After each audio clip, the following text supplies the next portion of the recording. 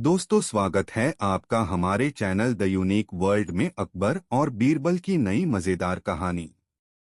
बीरबल की सूझबूझ, बुद्धि और हाजिर जवाबी से जहां बादशाह अकबर प्रसन्न रहते थे, वहां दरबार के अन्य लोगों में की ऐसे थे जो बीरबल को उच्च पद से हटाना तथा बादशाह की दृष्टि में गिरना चाहते थे। वे लोग ऐसे अवसर की तक में रहते थे जब वे बादशाह के कान भर सकें या किसी भी तरह बीरबल को नीचा दिखा सकें। ऐसे अवसर अक्सर आते रहते थे। बीरबल की अनुपस्थिति में बादशाह के कान भरने वालों ने एक स्वर में कहा, हमारी समझ में आज तक यह नहीं आया है जहां पनाह की हम लोगों में क्या कमी है। बीरबल को इतना महत्व क्यों दिया जाता है? यहाँ तो उससे कहीं अधिक पढ़े लिखे लोग हैं। बादशाह अकबर मौन रहे। वे चुपचाप सुनते रहे। बादशाह को उपेक्षा के भाव से मुस्कुराते देखकर एक मौलाना बोले, जहां पनाह, उस आदमी से आपको इतना लगाव क्यों है? क्या वह हमसे ज्यादा विद्वान है? बहुत फर्क है उसमें और आप लोगों में। बादशाह ने कहा, जानने की इच्छा है हुजूर। फर्क जानना चाहते हो? बादशाह ने पूछा। हाँ हुजूर, फर्क पता चल जाएगा। इसी समय बीरबल के पास सूचना भेज दो कि वह 7 दिनों के लिए छुट्टी पर रहें, दरबार में न आएं। तुम लोगों में जो सबसे चतुर हो वह बीरबल के स्थान पर कार्य करे। इस एक हफ्ते में फर्क का पता चल जाएगा। ऐसा ही किया गया। उन लोगों में जो सबसे अधिक चतुर था उसे बीरबल के स्थान पर नियुक्त कर दिया गया। बीरबल को हफ्ते भर के लिए छुट्टी दे दी गई। बादशाह इम्तहान लेने का उचित अवसर और इम्तहान का विषय तलाश करते रहे। एक सप्ताह खत्म होने को आया। 6ठा दिन था। बादशाह ने दरबारियों को एकत्र कर उनके द्वारा चुने गए उस तुर मौलाना से कहा, हमारे महल के पिछले हिस्से में कुतिया के बच्चों की सी आवाजें आती रहती हैं। देखकर आओ, क्या बात है? बहुत अच्छा हुजूर, कहकर मौलाना साहब चले गए। वे थोड़ी देर बाद लौटे तो बादशाह ने मुस्कुराकर पूछा, क्या देखा? कुतिया ने बच्चे दिए हैं हुजूर, वे ही कूकू करते रहते हैं। कितने बच्चे हैं? बादशाह ने पूछा। हुजूर, मैंने तो नहीं गिने। जाओ गिनकर आओ। बादशाह ने आज्ञा दी। मौलाना आज्ञा पाकर दोबारा गए और थोड़ी देर बाद लौट आए। आते ही बोले, जहां पनाह 5 बच्चे दिए हैं कुतिया ने। मैं स्वयं गिनकर आया हूं। गिन आए? बादशाह ने पूछा। जी हां, मौलाना ने उत्तर दिया। अच्छा। बादशाह ने मुस्कुराकर कहा, फिर तो तुमने यह भी जरूर देखा होगा कि उनमें कितने नर हैं और कितने मादा हैं। मौलाना चकरा गए। हुजूर, यह तो देखा नहीं। मौलाना बोले, देखकर आओ। मौलाना तीसरी बार गए और यह देखकर आए कि बच्चों में कितने नर हैं और कितने नर हैं और कितनी मादाएं। आकर बोले, हुजूर, 2 नर हैं और 3 मादाएं हैं। अच्छा, जो नर हैं उनके रंग कैसे कैसे हैं? जी, मैंने दोनों नर बच्चों के रंग पूछे हैं। बादशाह ने कहा। जी, जहां तक याद है उनमें से एक तो काला है, एक शायद सफेद है। जरा मैं एक बार देख आता हूं। और मौलाना चौथी बार गए। आकर बताया कि एक नर काला सफेद है और दूसरा बादामी। मादाओं में से 2 काली और एक बादामी है। बैठ जाइए, बादशाह ने कहा। मौलाना बैठ गए। अब बीरबल को यहां बुलवाया जाए। बीरबल ने आते ही कहा, हुजूर, अभी तो 1 दिन और बाकी है, मैं परसों अपने आप ही आ जाता। जरूरी काम है, इसलिए बुलवाया है। बादशाह बोले, सेवा बताएं। बीरबल ने पूछा। हमारे महल के पिछले भाग में अजीब सी आवाजें आती हैं, जैसे कभी कुतिया भौंकने की, कभी कुतिया के बच्चों के कूकू करने की, तो कभी गुर्राने की। देखकर आओ, माजरा क्या है, जरा जल्दी लौटना। अच्छा जहांपना। बीरबल चले गए। बीरबल जब लौटे तो बादशाह ने प्रश्न किया, क्या बात है? कुतिया ब्याई है जहांपना। उसी के बच्चे कूकू करते हैं। कुतिया गुर्राती या भौंकती रही होगी रात को, कोई बात नहीं है। वहां कितने बच्चे हैं? 5 बच्चे हैं। उनमें नरमादा कितने हैं? 2 नर, 3 मादाएं। रंग किस प्रकार का है? एक नर काला सफेद, दूसरा बादामी। मादाएं 2 काली और 1 बादामी है। बीरबल का उत्तर सुनकर बादशाह प्रसन्न हो गए। उन्हें इस बात पर गर्व था कि एक बुद्धिमान व्यक्ति उनके साथ रहता है। अपनी प्रसन्नता दबाए हुए वे बोले, तुम लोग समझ गए होगे कि तुम में और बीरबल में क्या फर्क है। क्यों मौलाना जी? मौलाना का सिर शर्म से झुक गया। जिस काम को वह 4 बार में कर सका था और 2-2.5 घंटा लगाए थे, उसे बीरबल ने एक ही बार में केवल आधा घंटे में कर दिया था। वह समझ गया कि उनमें और बीरबल में फर्क है। बीरबल ने जो मान पाया है, वह अपनी योग्यता के बल पर पाया है। अकबर के 5 सवाल। दोस्तों, एक बार बीरबल की गैरहाजिरी में बादशाह अकबर ने अपने सभासदों से 5 सवाल पूछे। फूल किसका अच्छा, दूध किसका अच्छा, मिठास किसकी अच्छी, पत्ता किसका अच्छा, राजा कौन अच्छा। बादशाह के इन सवालों को सुनकर दरबारियों ने अपनी अपनी बुद्धि के अनुसार उत्तर दिए। किसी ने गुलाब तो किसी ने कमल का फूल अच्छा बताया। इसी तरह दूध के लिए भी हुआ। किसी ने गाय का तो किसी ने भैंस का दूध अच्छा बताया। किसी ने केले तो किसी ने नीम आदि के पत्ते को गुणकारी बताया। राजा कौन अच्छा है? इसका सभी ने एक स्वर में उत्तर दिया, बादशाह अकबर अच्छा है। बादशाह को उन लोगों की स्वामी भक्ति पर प्रसन्नता तो हुई, किंतु अपने सवालों का यथोचित उत्तर न पाने से संतोष नहीं हुआ। तभी बीरबल के आने पर वही सवाल बीरबल से पूछे गए। बीरबल ने इस प्रकार उत्तर दिए, कपास का फूल अच्छा होता है, जिससे कपड़ा बनता है। दूध अपनी माता का सबसे अच्छा होता है, इसी से शरीर बढ़ता है और पालन पोषण होता है। मिठास वाणी की अच्छी होती है। पत्ता पान का अच्छा होता है, जिसको देने से दुश्मन भी मित्र की तरह अच्छा व्यवहार करता है। राजाओं में इंद्र सर्वश्रेष्ठ हैं, क्योंकि उनकी आज्ञा से ही बादल पानी बरसाते हैं, जिससे संसार में खेती बाड़ी होती है। बीरबल का उत्तर सुनकर अकबर तथा अन्य दरबारी प्रसन्न हुए। शिक्षा, किसी चीज की उपयोग की क्षमता ही उसकी कुंजी है। अपनी सूझ को बढ़ाकर उसका उचित उपयोग आपको हर जगह सराहनीय बनाता है और मुश्किल परिस्थितियों को हल करने में सहायक भी होता है। दोस्तों, कहानी कैसी लगी कमेंट में जरूर बताएं। हर बात का जवाब नहीं। दोस्तों, अकबर के दरबार में बहुत से दरबारी थे। उनमें सुल्तान खां बहुत धूर्त था। जब भी मौका मिलता, वह बादशाह के कान भरता रहता। वह हमेशा बीरबल का विरोध करता था, किंतु वह यह भी जानता था कि बादशाह अकबर बीरबल को बहुत ज्यादा चाहते हैं। वह दरबार में अपनी हैसियत मजबूत करना चाहता था। वह चाहता था कि उसके बेटे को दरबार में कोई पद मिल जाए। इसके लिए मौका मिलते ही जहांपनाह से उसकी सिफारिश करूंगा। बीरबल की तेज आंखों से यह बात छिपी हुई न रह सकी। उन्होंने सोचा कि मैं हर दिन अपने बेटे को दरबार में ले जाया करूंगा और मौका मिलते ही जहांपनाह से उसकी सिफारिश करूंगा। बीरबल की तेज आंखों से यह बात छिपी हुई न रह सकी।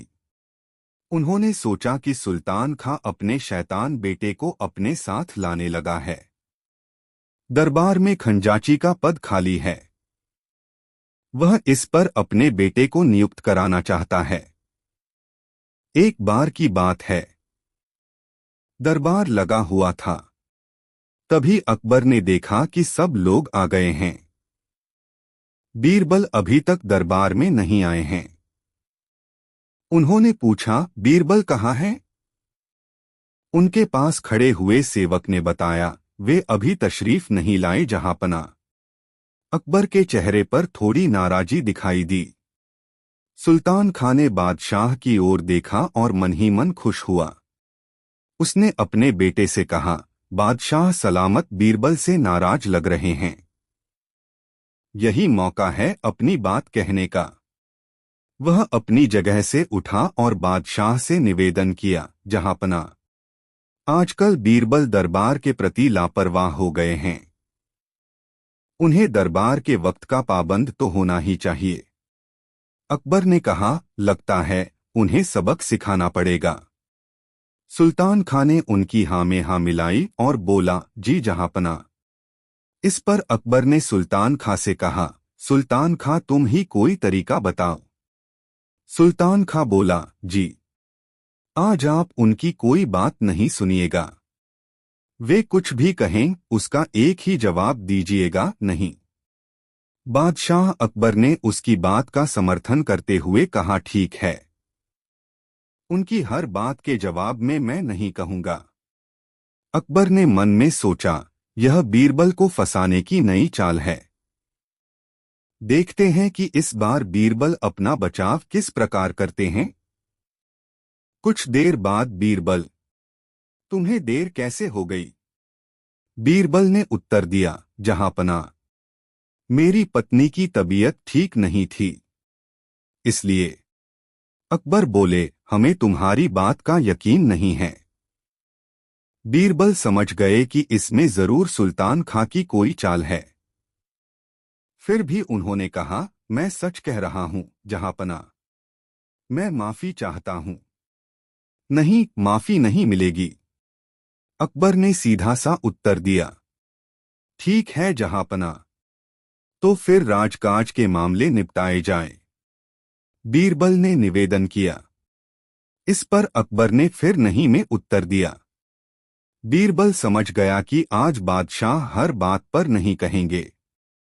उन्होंने पुनः निवेदन किया, तो फिर मुझे घर जाने की आज्ञा दी जाए।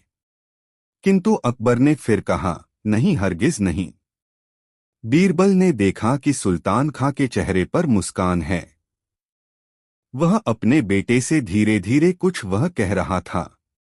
तभी बीरबल को एक नई युक्ति सूझी। उन्होंने निवेदन किया, जहांपनाह, आपसे एक प्रार्थना है, सुल्तान खां के बेटे को नया खजांची नियुक्त कर दें। बादशाह अकबर तो आज नहीं कहने का मन बना चुके थे। उन्होंने जोर देकर कहा, नहीं बीरबल, नहीं। बीरबल ने झुककर आदाब किया और बोले, आपकी जैसी मर्जी जहांपना। अकबर समझ गए कि बीरबल ने सुल्तान खां के तीर से ही सुल्तान खां को घायल कर दिया है। उनके चेहरे पर मुस्कुराहट आ गई। दूसरे दिन दरबार में बीरबल ने देखा कि सुल्तान खां और उसका बेटा दोनों अनुपस्थित थे। वह मन ही मन बोले, चलो उस धूर्त से छुटकारा मिला। दोस्तों, वीडियो को एक लाइक जरूर करें। अंधे ही अंधे। अकबर ने एक दिन प्रश्न किया, दुनिया में अंधे अधिक हैं या आंखों वाले? अंधे, बीरबल ने उत्तर दिया। क्या बात करते हो? दुनिया में अंधे ज्यादा होते तो कोई भी काम नहीं चलता। चलता रहता है, काम भी चलता रहता है, फिर भी अंधों की संख्या ज्यादा है। सिद्ध करो। बीरबल ने चुनौती स्वीकार कर ली। एक दिन वह सार्वजनिक स्थान पर पुस्तक पढ़ने बैठ गए। उन्होंने अपने पास एक कागज और कलम रख लिया। उनके पास जो भी आता यही पूछता, आप यह क्या कर रहे हो? बीरबल उसी का नाम सूची में लिख लेते। बादशाह भी आए। उन्होंने भी पूछा। बीरबल ने उनका नाम भी अंधों की सूची में लिख दिया। अगले दिन बीरबल ने नामों की वह सूची बादशाह को दी, जिसमें सभी अंधों के नाम लिखे गए थे। अंधों की सूची में अपना नाम देखकर बादशाह ने पूछा, तुमने मेरा नाम भी लिखा है? ऐसा क्यों किया? क्या मैं अंधा हूं? इस पर बीरबल ने उत्तर दिया, यह सूची कल ही बनाई थी जब मैं पुस्तक पढ़ रहा था। फिर कल सभी मिले, आप भी मिले। आपने भी अन्य लोगों की तरह पूछा कि क्या कर रहे हो, जबकि दिखाई दे रहा था कि मैं पुस्तक पढ़ रहा था, बीरबल ने बताया। बादशाह मुस्कुरा दिए। उन्होंने स्वीकार किया, बीरबल, तुमने सिद्ध कर दिया कि अंधे अधिक हैं। जी हाँ, जिनके आंखें नहीं हैं वे तो अंधे होते ही हैं। लेकिन आंखों वालों में भी अधिकांश ऐसे होते हैं जैसे इस सूची में हैं। भ्रष्ट कर्मचारी। दोस्तों, अकबर बादशाह का दरबार लगा हुआ था। दरबारी अपने अपने स्थानों पर बैठे हुए थे। बीरबल का आसन अलग से दिखाई दे रहा था। तभी दो सिपाही एक आदमी को लेकर हाजिर हुए। उनमें से एक ने बताया, जहांपना, इस आदमी को रिश्वत लेते हुए पकड़ा गया है। अकबर ने पूछा, इस आदमी को किस काम पर लगाया था? जहांपना, यह अनाज के गोदाम में काम करता है। सिपाही बताया। बादशाह अकबर ने उसे हवालात में बंद करने का आदेश दिया और बीरबल से बोले, बीरबल, तुम्हारी क्या राय है? क्या इंसान को उसका पद भ्रष्टाचारी बना देता है? बीरबल ने निवेदन किया, जहांपना, मैं ऐसा नहीं समझता। मेरा विचार है कि भ्रष्टाचारी इंसान चाहे किसी भी पद पर हो, वह रिश्वत लेने का रास्ता निकाल ही लेता है। तभी एक दरबारी ने खड़े होकर कहा, गुस्ताखी माफ हो जहांपना, मैं बीरबल की इस बात से सहमत नहीं हूं। ऐसे सैकड़ों काम हैं जहांपना, जिन्हें करते हुए रिश्वत लेना संभव नहीं है। बीरबल ने उस दरबारी से पूछा, पर एक आध नाम तो बताइए, वह कौन सा काम है? दरबारी बोला, जैसे, जहांपनाह, जिसे गिरफ्तार किया गया है उसे यमुना के किनारे बैठकर लहरें गिनने का काम सौंप दीजिए। मेरा दावा है इस काम को करते हुए वह एक दमड़ी की भी रिश्वत नहीं ले सकेगा।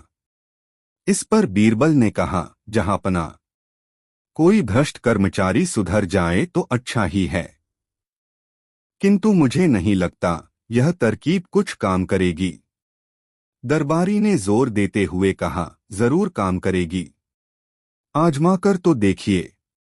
बादशाह अकबर ने पूरी बात ध्यान से सुनी और उस कर्मचारी को नए काम पर लगा दिया। वह कर्मचारी सुबह से शाम तक यमुना के किनारे पर बैठा रहता और यमुना में उठने वाली लहरों की गिनती करता रहता। धीरे धीरे एक सप्ताह बीत गया। एक दिन दरबारी ने बीरबल से पूछा, बीरबल, 7 दिन हो गए हैं, अब तक उस आदमी के बारे में कोई शिकायत नहीं मिली। बीरबल ने धीरे से हाँ कहा और चुप हो गए। किंतु उन्हें विश्वास नहीं था कि वह आदमी सुधर गया होगा। उन्होंने बादशाह से निवेदन किया, जहांपना, क्यों न वहां चलकर खुद देखा जाए? अकबर ने कहा, हाँ बीरबल, कल सुबह हम वहां खुद जाएंगे। दूसरे दिन बीरबल और बादशाह अकबर ने व्यापारी का वेश बनाया। उन्होंने एक नाव ली और यमुना के किनारे पर चल दिए। वह कर्मचारी यमुना के किनारे बैठकर अपने रजिस्टर में कुछ लिख रहा था। तभी बीरबल की नाव किनारे के पास पहुंची। कर्मचारी वहीं से चिल्लाया, ऐ तुम लोग क्या कर रहे हो? व्यापारी बने हुए बीरबल ने कहा, भैया, हम अपनी नाव चला रहे हैं, आपको कोई परेशानी हुई क्या? वह आदमी वहीं से चिल्लाया, क्या तुम्हें पता नहीं है कि बादशाह सलामत ने मुझे यमुना की लहरों का हिसाब रखने के लिए नियुक्त किया है? तुमने मेरा सारा हिसाब गड़बड़ कर दिया, तुम्हें इसकी सजा मिलेगी। बीरबल बोले, सचमुच हमसे भूल हो गई है, हम माफी मांगते हैं। कर्मचारी बोला, मैं ऐसे माफ नहीं कर सकता। हाँ, अगर तुम लोग 50 अशर्फिया दो तो माफ कर सकता हूँ। यह तो बहुत ज्यादा है भैया, कुछ तो कम करो। बीरबल बोले, नहीं, इससे कम पर समझौता नहीं हो सकता। कर्मचारी बोला। तभी व्यापारी के कपड़े में बादशाह अकबर वहां आ गए। उन्होंने वहीं से कहा, नहीं, हम 50 की जगह 100 देंगे, लेकिन अशर्फिया नहीं, 100 कोड़े। कर्मचारी ने ध्यान से व्यापारी की तरफ देखा। अब उसे अपनी भूल का पता चला। वह बादशाह के पैरों में गिर पड़ा और बोला, माफ करें जहांपना, मैं आपको पहचान न सका। बादशाह ने बीरबल की ओर देखा और कहा, तुम ठीक कहते थे बीरबल। कोई भी काम हो, भ्रष्ट अफसर उसमें पैसा ऐंठने का मौका निकाल ही लेते हैं। जी जहांपना, आप ठीक कहते हैं, बीरबल ने धीरे से कहा और चुप हो गए। दोस्तों, वीडियो को एक लाइक जरूर करें। दोस्तों, एक बार बादशाह अकबर के शहर में एक व्यक्ति रहता था। उसके जीने का तरीका अजीब था। वह लोगों को बेवकूफ बनाकर पैसे कमाता था। एक बार वह बाजार में एक बहुत अमीर व्यापारी से मिला जो बाहरी देश से आया हुआ था। वह इस शहर में नया था, इसलिए जब धोखेबाज ने उसे अपने घर रात के भोजन के लिए आमंत्रित किया तो व्यापारी ने इस उम्मीद से आमंत्रण स्वीकार कर लिया कि इस नए शहर में उसके नए दोस्त बन जाएंगे। उस रात उन्होंने लाजवाब खाना खाया और बहुत देर तक बातें की। फिर व्यापारी और मेजबान सोने के लिए बिस्तर पर चले गए। अगली सुबह धोखेबाज ने व्यापारी से कहा, मैंने रात को आपको खाने पर आमंत्रित किया और एक अच्छे मेजबान की भूमिका निभाई। इस बात के लिए आप मुझे कैसे भुगतान करेंगे? व्यापारी पूरी तरह भ्रमित था।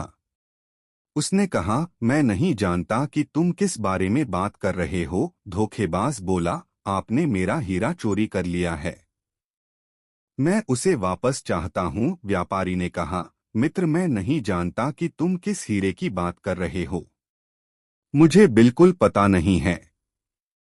उन दोनों में लड़ाई शुरू हो गई। आखिरकार वे दोनों इसके समाधान के लिए अदालत में जाने को तैयार हो गए। बादशाह अकबर दोनों की कहानी सुनकर हैरान हो गए। उन्होंने बीरबल को यह मामला सुलझाने को कहा। धोखेबाज ने कहा, महाराज, मेरे पास गवाह है जिसने व्यापारी को हीरा चोरी करते हुए देखा है। बीरबल ने कहा, अपने गवाहों को बुलाओ, मैं इस बारे में उनसे कुछ पूछना चाहूंगा। एक नाई और दर्जी धोखेबाज के गवाह थे। बीरबल ने दोनों को अलग अलग कमरों में बैठा दिया। फिर उन्होंने मिट्टी का ढेर देकर हीरे के आकार के रूप में करने को कहा। नाई ने अपने जीवन में कभी हीरा नहीं देखा था। उसके पिता ने उसे बताया था कि नाई का हीरा उसका उस तरह होता है। इसलिए उसने मिट्टी को उस तरह की तरह आकार दे दिया। दर्जी की मां ने भी कहा था कि दर्जी का हीरा उसकी सुई होती है, इसलिए उसने मिट्टी को सुई की तरह आकार दे दिया। जब बीरबल ने देखा कि दोनों गवाहों ने क्या बनाया है तो वह बोला, जहांपना, इन दोनों में से किसी ने भी हीरा नहीं देखा है, तो कैसे इन दोनों ने व्यापारी को हीरा चोरी करते हुए देखा है? यह कहानी झूठी है। व्यापारी निर्दोष है। यह साबित होता है कि धोखेबाज ने नाई और दर्जी को झूठे गवाह बनने के लिए रिश्वत दी है। व्यापारी खुशी से वापस अपने घर चला गया, जबकि धोखेबाज को कैदखान में डाला दिया गया। दोस्तों, वीडियो को एक लाइक जरूर करें। बीरबल और 3 गुड़िया। दोस्तों, एक बार एक कलाकार 3 सुंदर गुड़ियों को लेकर बादशाह अकबर के दरबार में आया। ये गुड़िया बिल्कुल एक समान थी। उनमें इतनी समानता थी कि उनके बीच अंतर करना बहुत मुश्किल था। अकबर को गुड़िया बहुत प्यारी लगी। उसने कहा, ये गुड़िया मुझे बेच दो और मैं तुम्हें इनकी अच्छी कीमत दूंगा। कलाकार ने कहा, जहांपना, ये गुड़िया बेचने के लिए नहीं है। बेशक मैं आपको ये उपहार के रूप में दे दूंगा यदि आपको दरबार में कोई यह बता दे कि तीनों में से अच्छी कौन सी है। यह एक अजीब पहेली थी। अकबर ने गुड़ियों को उठाया और करीब से देखा, किंतु तीनों गुड़ियों में इतनी समानता थी कि अकबर यह नहीं कह सका कि कौन सी अच्छी है। तब उसके प्रत्येक मंत्री ने इस पहेली को सुलझाने की कोशिश की, परंतु वे असफल रहे। अकबर ने बीरबल को बुलाकर कहा, प्रिय बीरबल, तुम क्यों नहीं कोशिश करते? मुझे विश्वास है कि तुम इस पहेली को हल कर लोगे। बीरबल अकबर की ओर सम्मान से झुका और गुड़ियों के पास गया। उसने प्रत्येक गुड़िया को हाथ में उठाया और बड़ी बारीकी से उनको देखा। हर कोई आश्चर्यचकित था। उसने एक गुड़िया के कान में फेंक मारी। हवा उसके दूसरे कान से बाहर आ गई। फिर उसने दूसरी गुड़िया को कान में फूंक मारी, किंतु इस बार हवा उसके मुंह से निकली। जब बीरबल ने तीसरी गुड़िया के कान में फूंक मारी तो हवा कहीं से भी बाहर नहीं निकली। बीरबल ने कहा, जहांपना, यह तीसरी गुड़िया ही इन तीनों में सबसे अच्छी है। अकबर हैरान हो गया। उसने कहा, तुमने यह कैसे जान लिया? बीरबल ने कहा, मेरे मालिक, यह तीनों गुड़िया तीन व्यक्तियों की तरह है। जब मैंने पहली गुड़िया के कान में फूंक मारी तो यह दूसरे कान से बाहर आ गई। ऐसे ही जब हम एक रहस्य किसी दूसरे व्यक्ति को बताते हैं तो वह अगले ही पल उसे भूल जाता है। जब मैंने दूसरी गुड़िया के कान में फूंक मारी तो वह उसके मुंह से बाहर निकल गई। ऐसे ही कुछ व्यक्ति जो कुछ सुनते हैं उसे शीघ्र ही दूसरे व्यक्ति को बता देते हैं। ऐसे व्यक्ति कभी रहस्य को छुपाकर नहीं रख सकते। किंतु जब तीसरी गुड़िया के कान में फूंक मारी तो हवा कहीं से भी बाहर नहीं आई। इस तरह के व्यक्ति अच्छे होते हैं जो रहस्य को छुपकर रखते हैं। आप इन्हें कोई भी रहस्य की बात बता सकते हैं। कलाकार ने कहा, मैंने अभी तक केवल बीरबल के बारे में सुना था, किंतु आज मैंने इसे देख भी लिया। जहांपनाह, ये गुड़िया आपकी है। अकबर ने कहा, उसे बीरबल पर बहुत गर्व है। दोस्तों, वीडियो को एक लाइक जरूर करें। भगवान और भक्त। दोस्तों, अकबर एक मुस्लिम शासक थे, परंतु वह समान रूप से सभी धर्मों का सम्मान करते थे और भगवान के बारे में अधिक जानने के लिए उत्सुक रहते थे। एक दिन उन्होंने बीरबल से पूछा, क्या यह सच है कि हिंदू पौराणिक कथाओं में देवताओं में से एक देवता ने हाथी को बचाया था जिसने मदद के लिए उनसे प्रार्थना की थी? बीरबल ने कहा, जी महाराज। हाथियों का राजा गजेंद्र जब एक मगरमच्छ पकड़ लिया गया था जो उसे मारना चाहता था, तब उसने भगवान विष्णु से प्रार्थना की। भगवान विष्णु ने प्रार्थना सुन ली और वे गजेंद्र को बचाने के लिए आए थे। अकबर ने कहा, गजेंद्र की रक्षा के लिए भगवान खुद क्यों आए? वह अपने सेवकों को भी भेज सकते थे। उनके पास तो कई सारे सेवक होंगे। बीरबल ने कहा, मैं कुछ ही दिनों में इस सवाल का जवाब दे दूंगा। राजकुमार अक्सर अपने एक सेवक के साथ शाम को सैर के लिए जाते थे।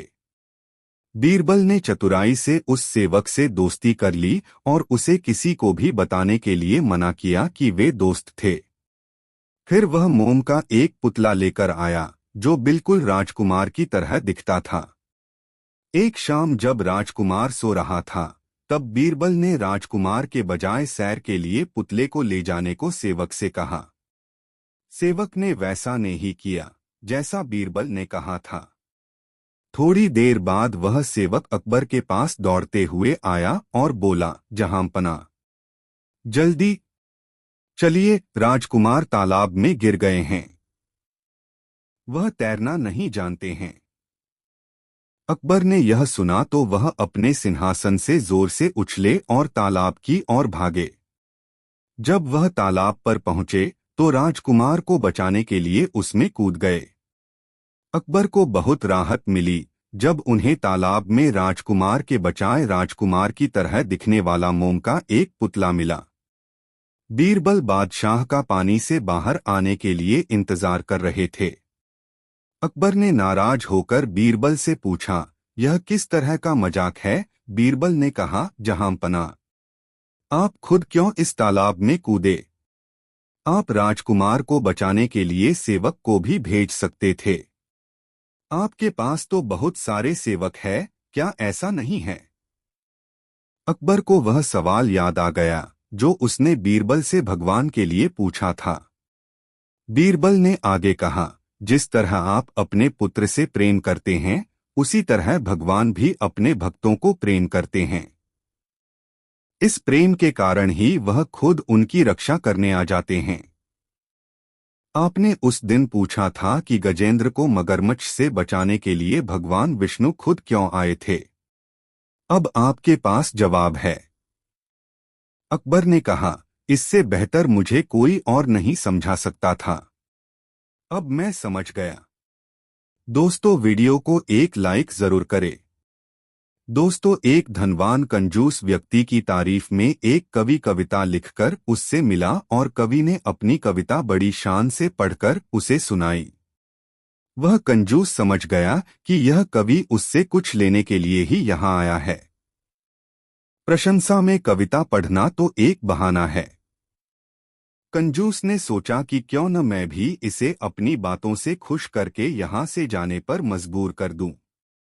यह सोचते हुए वह कंजूस बोला, बहुत खूब कवि महोदय, आपने मेरी तारीफ में बहुत अच्छी कविता लिखी है। कल आप आइए, मैं आपकी मुराद अवश्य पूरी करूंगा। कवि वापस चला गया। कंजूस बहुत ही खुश हुआ कि चलो बला टली। कुछ देना न पड़ा और बात भी बन गई। दूसरे दिन कवि कुछ धन पाने के लालच में कंजूस से मिलने आया। कवि पर नजर पड़ते ही कंजूस बोला, तुम कौन हो भाई? किससे मिलना है? यह कहकर कंजूस ने ऐसा नाटक किया जैसे उसने कवि को कभी देखा ही न हो। कवि आश्चर्य से चौंकते हुए बोला, महोदय, आप यह क्या कह रहे हैं? कल ही तो मैं आपसे मिला था और आपकी तारीफ में खूबसूरत सी कविता भी लिखकर सुनाई थी। आप इतने कम समय में ही मुझे भूल गए। कंजूस बोला, कल की बात आज करने से कोई लाभ नहीं। जैसे कल तुमने मुझे कविता सुनाई वैसे ही मैंने भी अपनी मीठी मीठी बातें तुम्हें सुना दी थीं। न तो तुमने मुझे कुछ दिया और न मैंने तुम्हें कुछ दिया। हिसाब बराबर हो गया।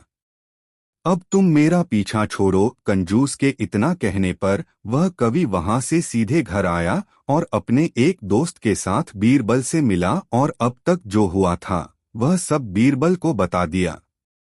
बीरबल बोले, कवि महोदय, आप एक हफ्ते के बाद अपने इस दोस्त को उस कंजूस के यहाँ भेजना। जब आपका दोस्त कामकाज के बहाने उससे मित्रता कर ले तब किसी दिन उसे घर पर आने का निमंत्रण देना। उस दिन मुझे भी बुला लेना, लेकिन इतना अवश्य ध्यान रहे कि उसे केवल न्योता देना है, खाना नहीं खिलाना है। बीरबल यह कहकर दरबार के कामकाज में तल्लीन हो गए। कवि का मित्र कुछ ही रोज में कंजूस से काफी घुल मिल गया। जब मित्रता गाढ़ी हो गई तब एक दिन कंजूस को उस व्यक्ति ने खाने का निमंत्रण दिया।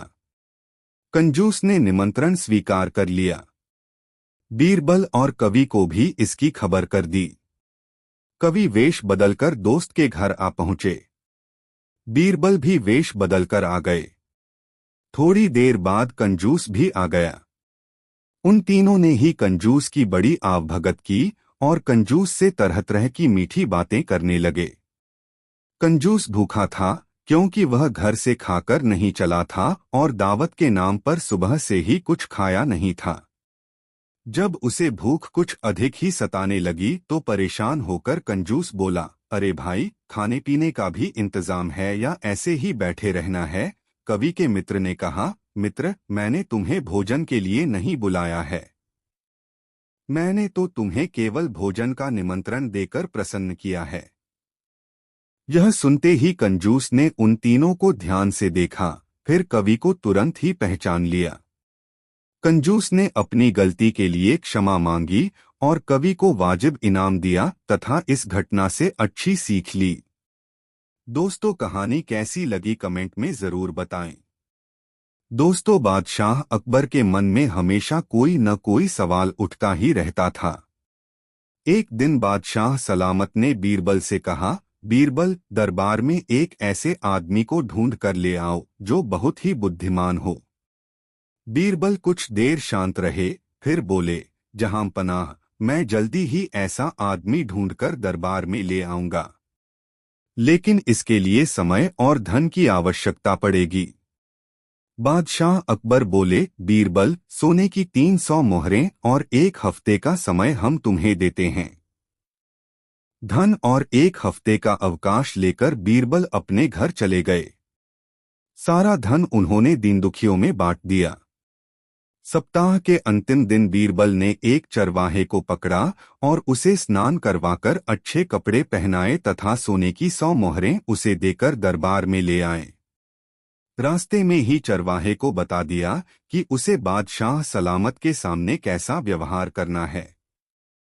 बादशाह अकबर के दरबार में पधारते ही बीरबल ने कहा, जहां पनाह, मैं बुद्धिमानों का बुद्धिमान व्यक्ति ढूंढकर लाया हूं। शहंशाह ने चरवाहे को देखते हुए पूछा, तुम्हारे माता पिता तुम्हें क्या कहकर बुलाते हैं? तुम कहाँ के रहने वाले हो? तुम कौन सी खास बात जानते हो? एक साथ इतने सवाल बादशाह अकबर ने कर दिए, लेकिन चरवाहे ने किसी भी सवाल का जवाब नहीं दिया, क्योंकि बीरबल ने उसे पहले से ही चुप रहने के लिए कहा था। बादशाह ने शिकायत भरे लहजे में बीरबल से कहा, बीरबल, यह कहीं गूंगा और बहरा तो नहीं है। इसने तो हमारे किसी भी सवाल का जवाब नहीं दिया। भला यह बुद्धिमानों का बुद्धिमान कैसे हो सकता है? बीरबल ने शीश नवाकर कहा, हुजूर, यह इसकी बुद्धिमानी है।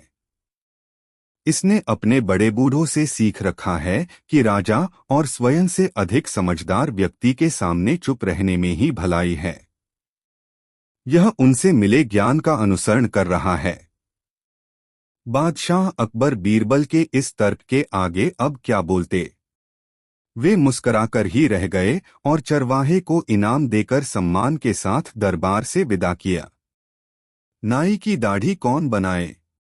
बादशाह अकबर के राज में एक बार लंबी दाढ़ी का चलन हो गया। उस समय सेफ्टी रेजर नहीं थे, इसलिए नाई ही लोगों को हजामत बनाते थे।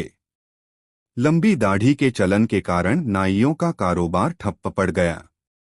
राजू एक ऐसा ही लेकिन लालची नाई था। उस समय बादशाह दरबार में आने वालों को तोहफे देते थे। राजू जब दरबार में आया तो उसे चांदी का सिक्का मिला, तो उसने उसे लेने से मना कर दिया और बादशाह से मिलने की हठ करने लगा। उस समय बादशाह भी अपनी प्रजा के प्रति वफादार थे। अकबर आए और नाई से परेशानी पूछी। राजू ने बादशाह को लंबी दाढ़ी के चलन का जिम्मेदार ठहराते हुए उसके व्यवसाय को ठप करने का कारण बताया। बादशाह कुछ नहीं कर सकते थे और सहमत भी हुए, क्योंकि यह बात सही थी। उन्होंने ही यह चलन आरंभ किया था, क्योंकि उन्हें लगता था लंबी दाढ़ी से वे ज्यादा बुद्धिमान दिखते हैं। राजू ने कहा कि बादशाह उसे आगरा में अकेला नाई घोषित कर उसके साथ न्याय करें। अकबर को भी बुरा लग रहा था, इसलिए उन्होंने एक फरमान जारी किया कि जो स्वयं दाढ़ी नहीं बना सकते वे सिर्फ राजू से ही हजामत बनवाएंगे। आज्ञा की अवहेलना करने वाले को फांसी की सजा दी जाएगी। राजू संतुष्ट होकर घर गया और आगरा का अकेला नाई बन गया। इस बात से उसे ऐसा भी लगा कि वह बिना डर के दाम भी बढ़ा सकता है, क्योंकि अब तो वह अकेला नाई है। इससे आगरा के नागरिकों को महंगी हजामत बनवाने के लिए बाध्य होना पड़ा। धीरे धीरे स्वयं हजामत न करने वाले व्यक्ति राजू को मुहमांगा धन देते देते थक गए। उन्होंने पुरोह को अपना नेता बनाकर बादशाह के पास भेजा, पर बादशाह ने तो स्वयं यह फरमान जारी किया था। इसलिए वे बीरबल के पास गए। बीरबल को पूरी कहानी बताई। बीरबल ने फरमान पढ़ा और पुरोह से पूछा, यह फरमान कब जारी किया गया? पुरोह हुजूर, 8 महीने पहले। बीरबल, क्या राजू की भी दाढ़ी है? पुरोह हुजूर, यह समय चलन के बारे में बात करने का नहीं है, आप हमारी समस्या का समाधान निकालिए।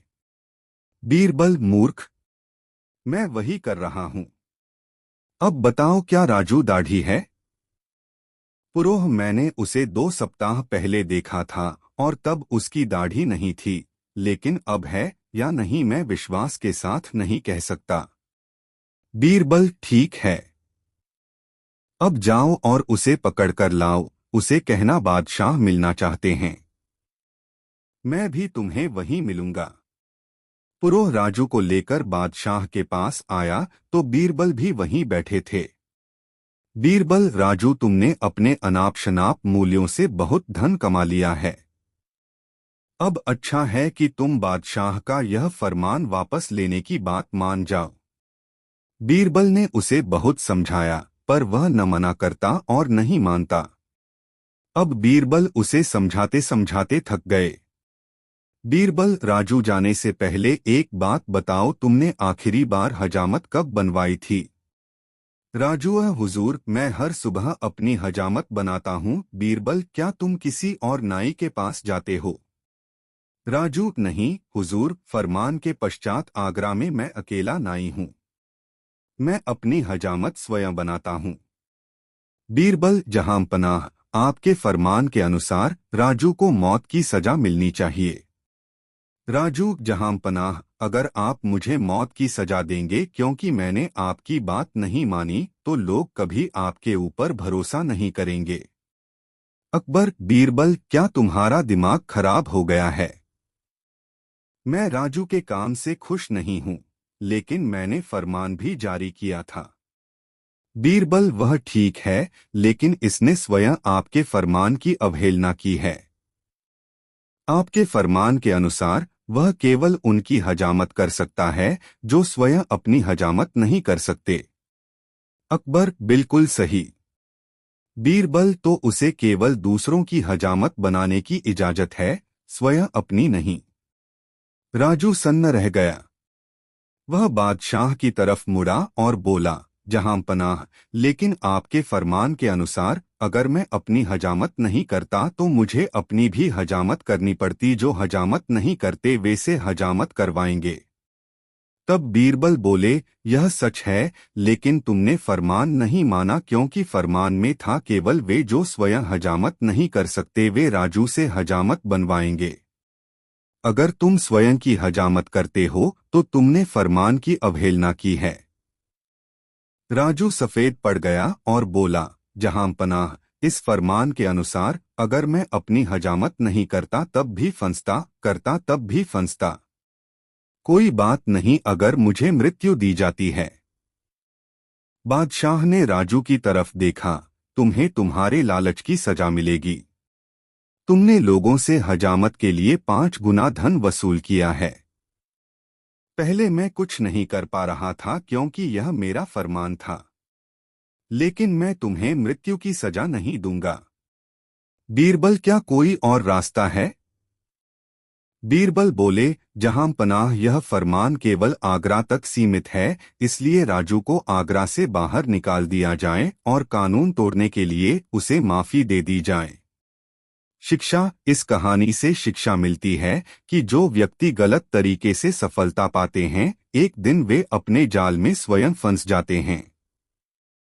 संतुलित चरित्र के लिए स्वयं पर नियंत्रण आवश्यक है। दोस्तों, कहानी कैसी लगी कमेंट में जरूर बताएं। ऐसी और नई मजेदार कहानी सुनने के लिए हमारे चैनल द यूनिक वर्ल्ड को सब्सक्राइब जरूर करें। वीडियो अपने मित्रों को जरूर शेयर करें। वीडियो देखने के लिए धन्यवाद।